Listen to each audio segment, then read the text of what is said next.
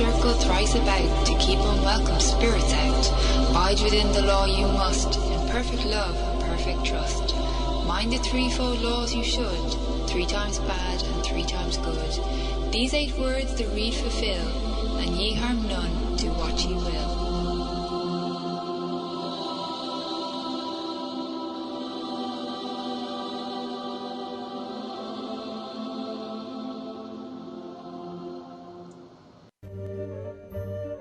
Welcome to Stirring the Cauldron. Now, here's your host, Marla Brooks. Merry meet, everybody, and welcome. You know, several years ago, I was at Hollywood Forever Cemetery with Scott Michaels and my medium friend, Victoria Gross, and we were in the Cathedral Mausoleum. And Victoria mentioned that there was one particular area that had a cluster of seemingly very unhappy earthbound spirits. She got the impression that they were afraid to leave. And that kind of opened up a conversation about the various reasons why spirits don't want to cross. And just happens to be that my guest tonight, Echo Bodine, has a new book called How to Live a Happily Ever Afterlife, Stories of Trapped Souls and How Not to Become One. Now, Echo is a psychic medium and known internationally for her work as a spiritual healer and writer. She's appeared on numerous national television shows, an author of a number of books. And if you're a regular listener to Stirring the Cauldron, you might remember her talking about books that she's written about various aspects of life on the other side. And I kind of like the thought of having a happy ever afterlife rather than trapping myself somewhere that I would rather not be. So Echo, welcome, and make me go straight, so I can figure out what the hell I'm not going to end up in hell. Yeah. Oh, sweetie pie. Okay, let's see. There are what we have found, and when I say we, I'm talking about my brother Michael and I. Honey, when we first started doing this work, going to homes and getting rid of ghosts, we really didn't know what we were doing. I mean, oh my God, this had to be probably 35 years ago that we started this. And it was actually our guides that taught us what to do. And so we just go into a home. We go from room to room. What we're looking for is a human being. I mean, they look just like people. They appear in regular, jeans and a T-shirt or something, but you can see through them. So they're transparent, but they are very much alive soul. And so we walk over to them and just say, "What's your name?" And they tell us their first name, and then we just say, "Why are you here? Why don't you go to the other side?" And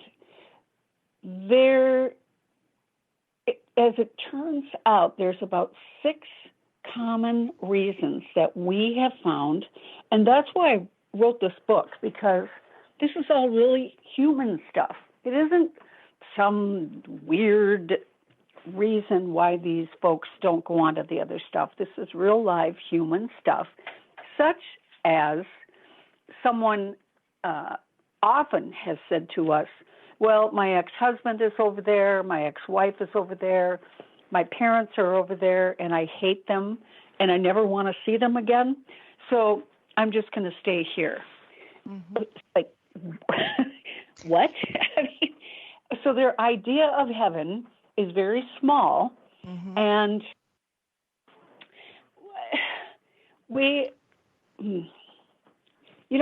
what we do, I mean, honestly, Marla, it's more like ghost counseling than ghost busting. Because how do you bust a ghost?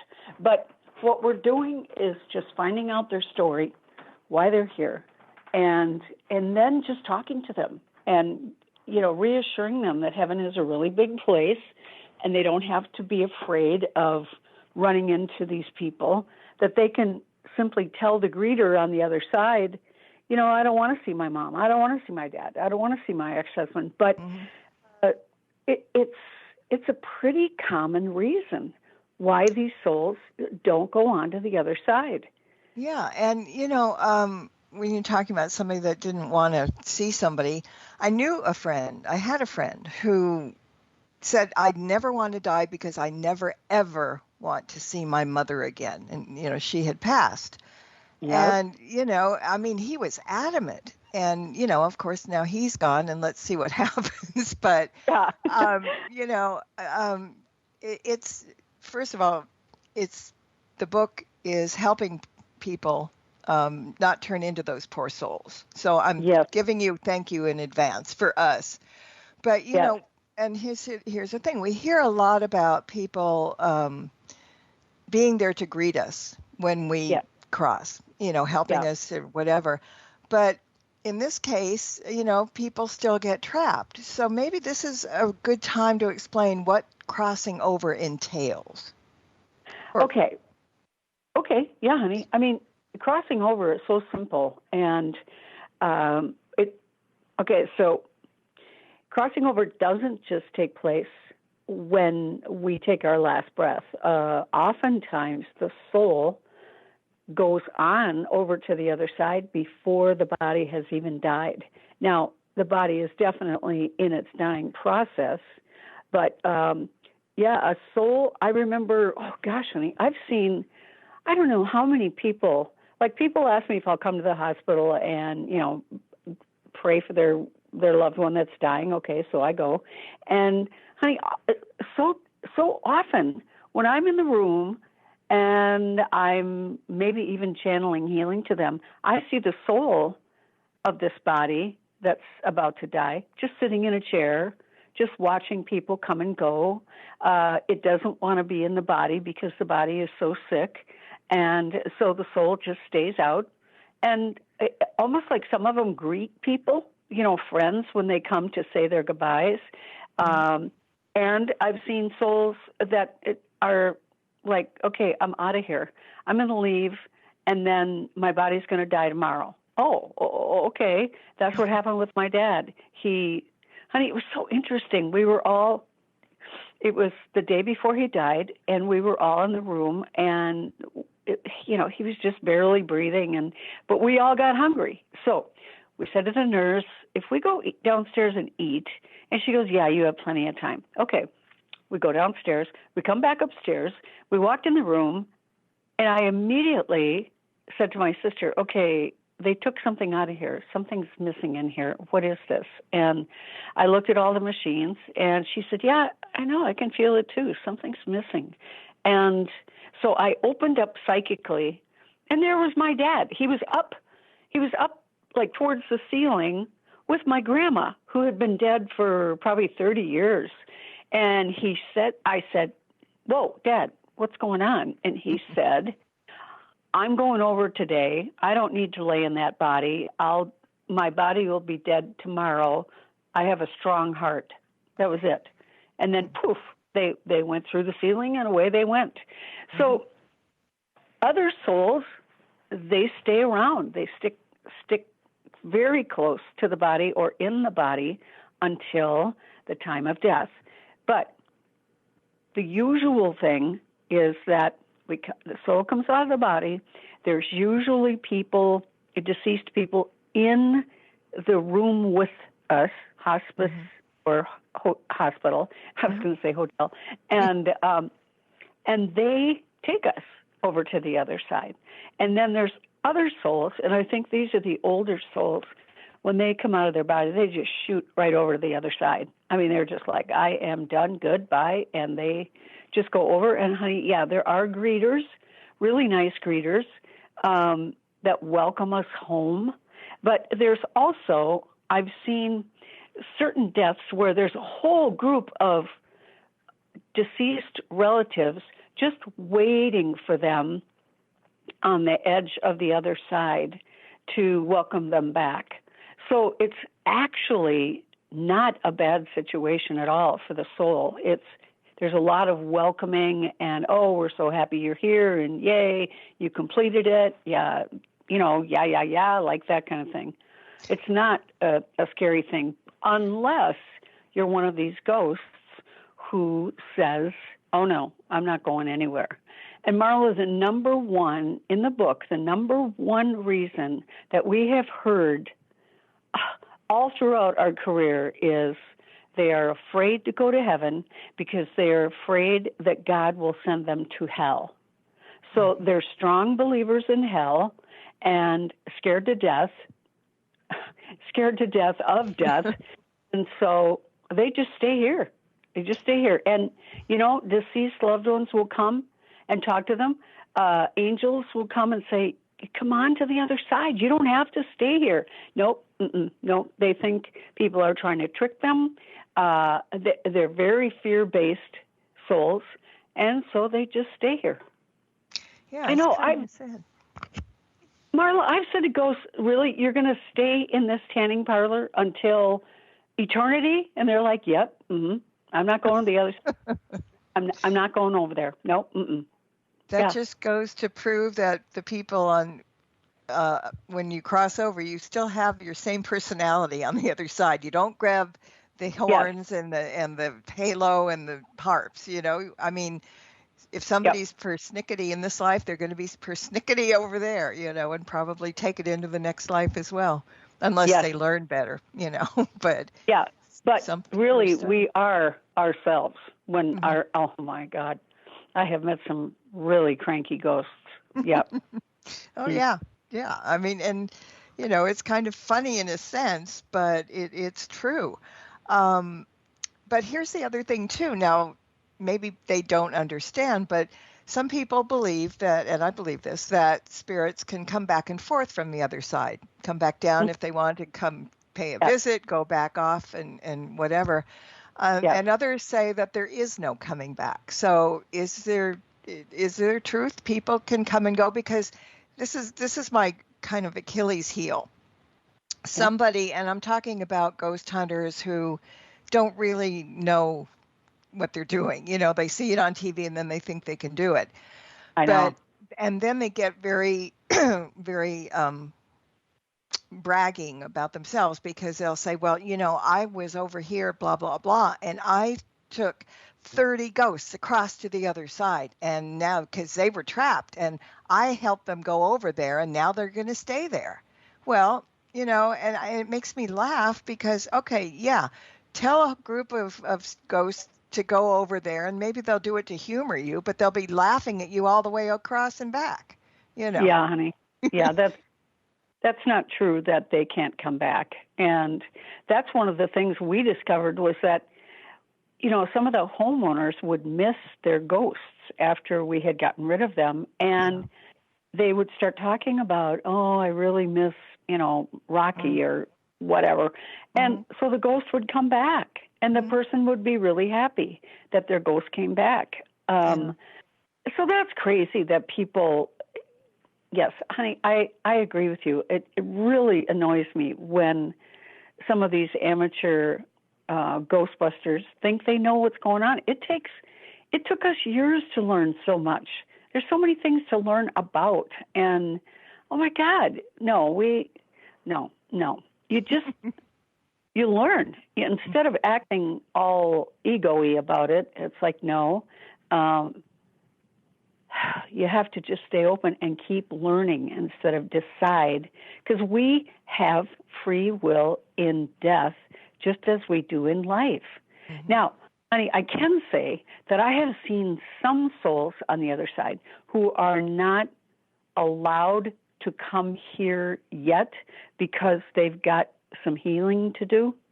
But most of us can come and go.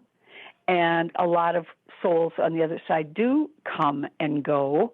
A lot of people, I have found, a lot of deceased people come to their homes or their family situations during holidays. They like coming here. And I would guess with all the people listening to us tonight, I'm just saying one of your maybe all of your deceased relatives will be in the room with everybody as the family all comes together. I mean, they love it. They love being able to still come here and be with their family members. So really the only ones that I have seen that can't come here are people that are really deep in grief on the other side, and they're so beside themselves with grief that the elders will strongly suggest that they stay there and do some healing first before they start coming and visiting people. That's what I've found. Yeah, that's important. So let's talk about a couple of stories in your book about trapped souls. And as we said, there's many reasons. Yeah. And one valid reason is that the spirit goes into denial that they have passed, and they want to stay where they died. And you're talking in the book about a student of yours that had just told her husband that what she wanted for dinner and was dead before he got home. And she didn't leave the kitchen. So tell us about that. Oh, my God. So her husband calls her, like every night, and says, what do you want me to pick up for dinner? She says, Chinese. Okay. And so he goes and gets Chinese. He comes home, and she's dead in bed with a letter. She, God, honey, I mean, as soon as she hung up that phone, she must have taken all those pills because that was really fast. And so I checked in on her soul, and no, wait. No, I waited. I thought, okay, I'll see her at the funeral. That's what I thought, yeah.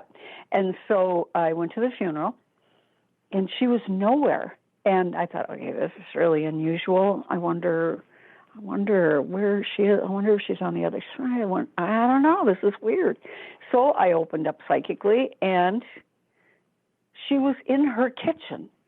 And I said, hello, what's going on? And she says, I was just waiting for everybody to come home for dinner. So Marla, I was stumped. I'm like, wait, what? And she said, yeah, where is everybody? Well, I thought, oh, my God, I have to tell her she's dead? What? And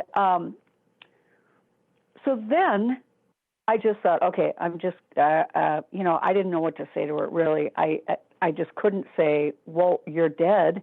So I didn't say anything. And then we went ahead with the funeral, finished the funeral. She never showed up. About, I don't know, a few weeks later, I checked in on her soul. She's still in the kitchen. And I said, what's going on? Oh, I'm just waiting for everybody to come home. I mean, honey, for dinner. She was so stuck in her mind.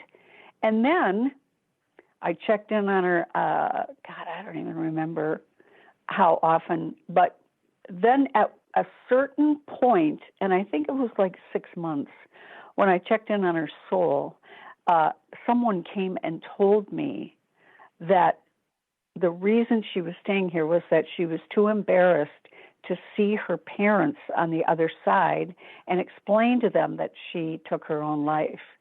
But she did go on to the other side. But what's interesting is I've never been able to find her when I've tuned into her soul just to see how she's doing. I can't find her. I don't know where she is, which is really different for me, because usually, even if, I don't know, if they've wandered off to another planet, I don't know, I can usually find the soul, but I can't find her. So I don't know what's going on with her, but I have seen this with other souls. They are in such denial, and it's often because of suicide.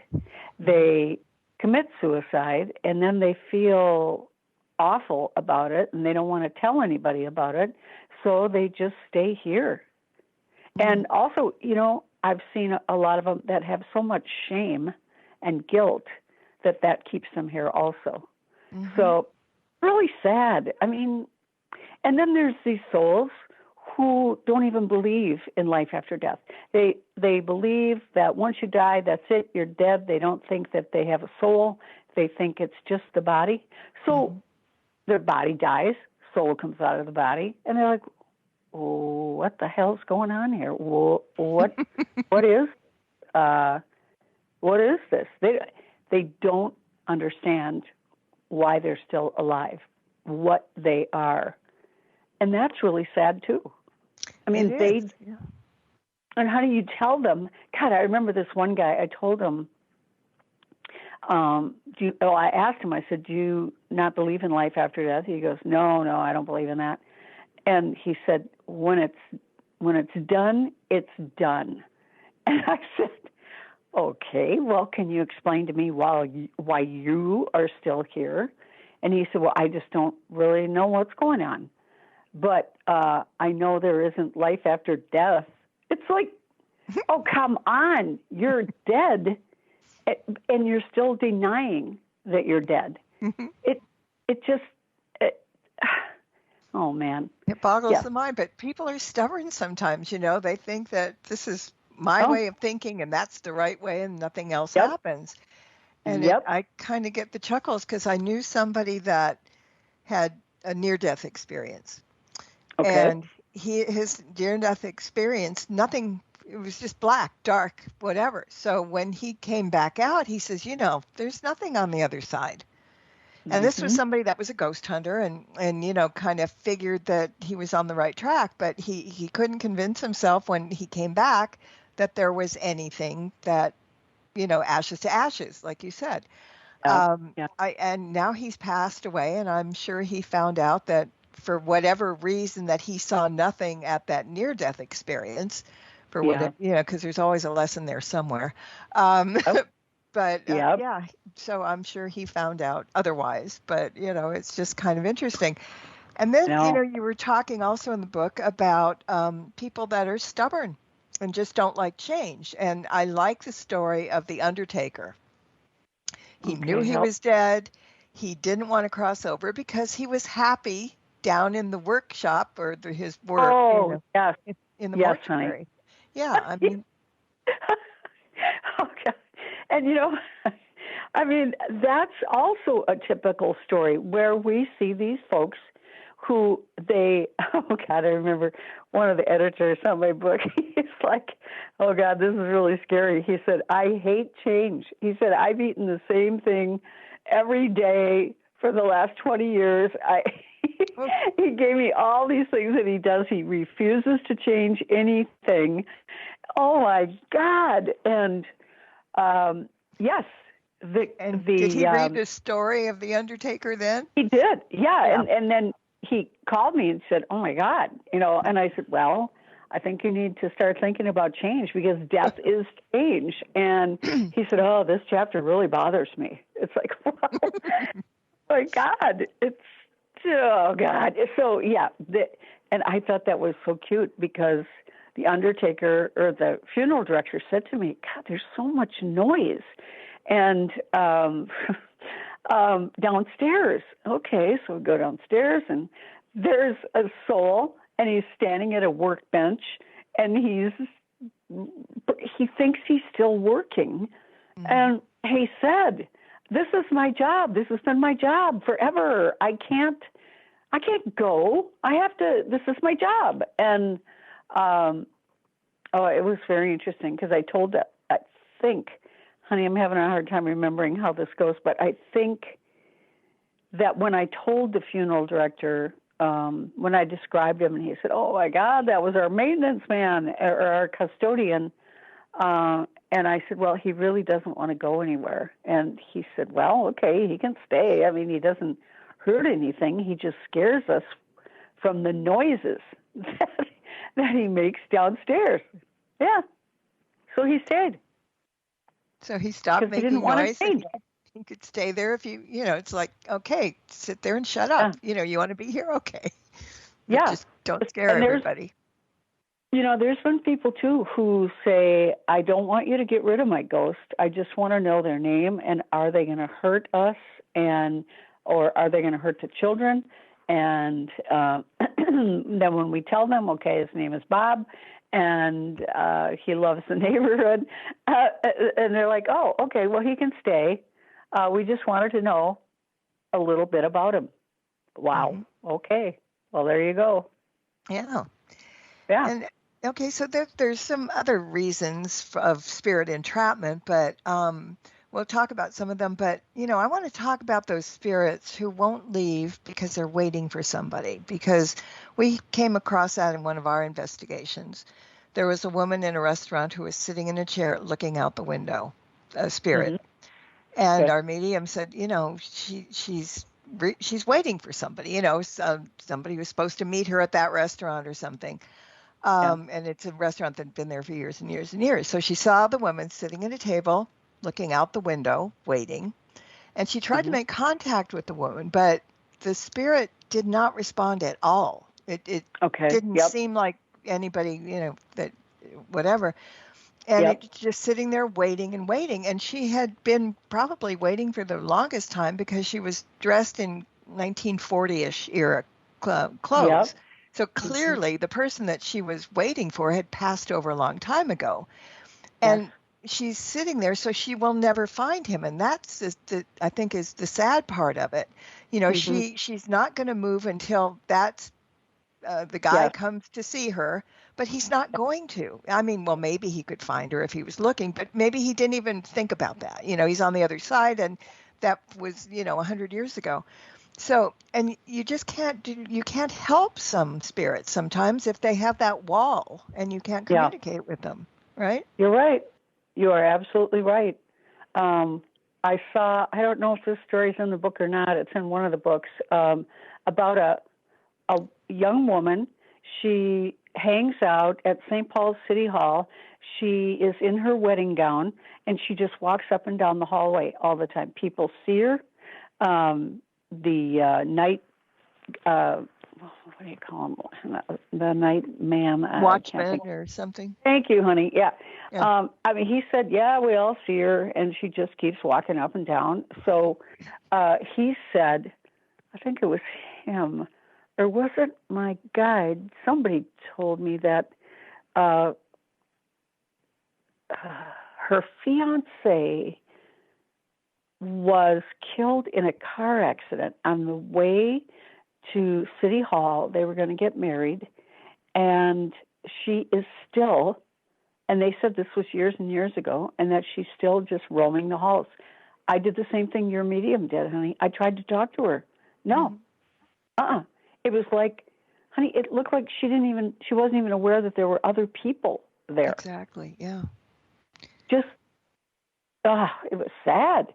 Yeah, this was so poignant because it was in a restaurant that's way up in the hills, and you look over the city and there's a beautiful panoramic view, with the lights and everything. And that's what made it even more endearing, in a sense, in a bad way necessarily, because you look at her and she's looking at the beautiful city and she's waiting for this man to come. I don't know who he was because, of course, we couldn't find out.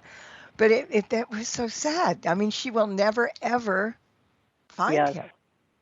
I know. And you just wonder, how long are they going to sit there? I mean, I don't know. And some of these ghosts, again, I've seen angels come and try to talk to these people. I've seen deceased relatives come, and no, they don't believe it. And one ghost asked us if we are recruiting for Satan. Yeah, right. What? And he said, I'm not going to go with you. No, I don't trust you. I don't trust you. Do you work for Satan? Are you trying to recruit my soul? It's like, oh, my God. No. Just going to set you free here, buddy. Nope, didn't believe it. Nope, Yeah. I mean, yeah. And so that's why I think the book is so important, because it gets people to start thinking about, what do you believe about death? And, just like your friend who had the near-death experience and he didn't see anything, it was just all black. That was what he expected to see, was all black. Okay, so just like, honey, I think I talk in the book about this book by a pastor who wrote, it was a best-selling book called 90 Minutes in Heaven. And he had a near-death experience and went over to the other side and saw that what we do in heaven is sing praises to the Lord. that's what he said in his book, that's what we do all day is sing praises to the Lord. Well, who's going to look forward to that? I mean, but that's what this guy thinks. That's what he thinks. That's what he believes about heaven. So oftentimes when we first get over there, we see what we thought it was going to be like, and then give us a little time, and we actually see how cool it is over there. But for a lot of souls, they have to go through that first, no, this is what I experienced. And a friend of mine, her husband, when he died, he didn't believe in life after death. And he came and told her that the first couple of days were rough because there was nothing. And he kept thinking to himself, I knew it. I knew this was how it was going to be. But then his son, who had also died years before him, his son came and talked to him and said, Dad, let me show you what this place is really all about.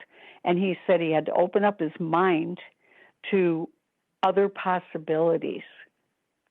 So, I mean, the good news is pretty much a lot of people, almost everybody, but not everybody, has somebody in heaven. And so maybe that person is the one that comes and says, okay, here, follow me. I'll give you a tour, you know? Maybe it's our deceased loved ones that help us open up our minds to what's really available over there. I mean, like, you know, honey, I talk about in the book about these teenagers all these teenagers that I have met, they just, no, I don't want to go to heaven. I'm going to get my wings. I'm going to play the harp all day. It's like, oh, my God, that is not what happens. And they think the party is over. I'm never going to get to go to a party again. I have to get serious. It's not going to be any fun. And so they stay here. Yeah. Yeah. And, you know, I mean, so many people have that same thing that, I mean, the psychic friend of mine, medium, Kenny Kingston, who was, you know, the psychic to the stars and everything, but he taught me a lot, you know, and he was saying, you know, how things work over there, and it's just what you're saying in the same thing. But he says, you know, what you see is what you get. You know, if you want to have a house, well, you can have a house. You can go live in that house. You know, if you want to, you know, be out in the jungle, well, you can do that. I mean, it's just, you have the ability to do whatever you want. He said, and, you know, he was really funny. He says, you know, he said, there's poker games going, and he mentioned 3 or 4 deceased stars who used to play poker together. And he said, you know, anybody can join that game, but boy, they're cutthroats when they're playing, you know. And, you know, it's kind of, it's nice to think that. And then there are people who are afraid to go